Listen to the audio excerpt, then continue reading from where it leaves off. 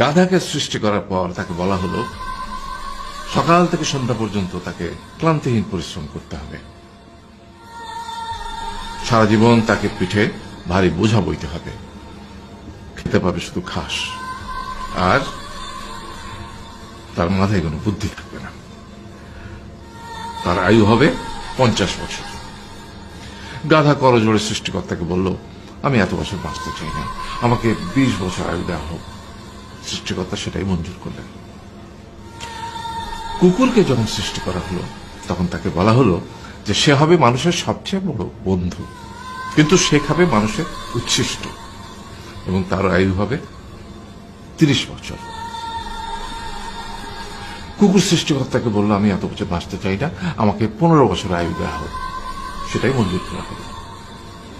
এরপর বানরকে বলা হলো, তুমি শুধু গাছের এ ডাল থেকে ও ডালে ঝুল খাবে এবং নানান রকম ফন্দি ফিকির করে মানুষকে আনন্দ দিবে, তোমার আয়ু হবে 20 বছর।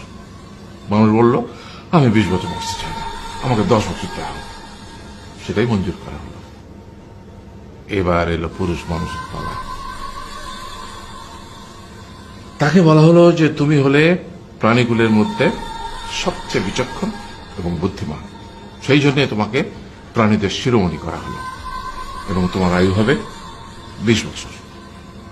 তখন পুরুষ মানুষ বলল, করজোড়ে বলল সৃষ্টিকর্তাকে যে 20 বছর আয়ু অত্যন্ত কম, হে প্রভু, আমাকে ওই গাধার সে যে 30 বছর আয়ু চায়নি সেটা আমাকে দেয়া হোক, ওই যে কুকুর 15 বছর ফিরিয়ে দিয়েছিল সেটাও আমাকে দেয়া হোক, আর যে বানর 10 বছর নেয়নি সেটাও আমাকে দেয়া হোক।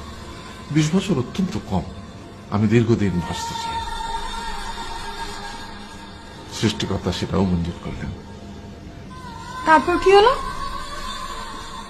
সেই থেকে ছেলেরা পুরুষ মানুষ হিসেবে বাঁচে 20 বছর, তারপরের 30 বছর সংসারের বোঝা পিঠে করে বয়ে বেড়ায়, সেটা কার মতো? গাধার মতো। তারপরের 15 বছর সে তার ছেলে মেয়েরা যা দেয় সেই রকম ঠিক কুকুরের মতো উচ্ছিষ্ট খেয়ে বাঁচে। আর তারপরে বৃদ্ধ বয়সে ঠিক বানরের মতো, যেমন গাছের এডাল থেকে ওডাল ঝুল খায় বানর, তেমনি এই ছেলের বাড়ি থেকে ওই ছেলের বাড়ি, আর নানান রকম ফন্দি ফিকির করে তার নাতি নাতনিদের আনন্দ দেওয়ার চেষ্টা করে।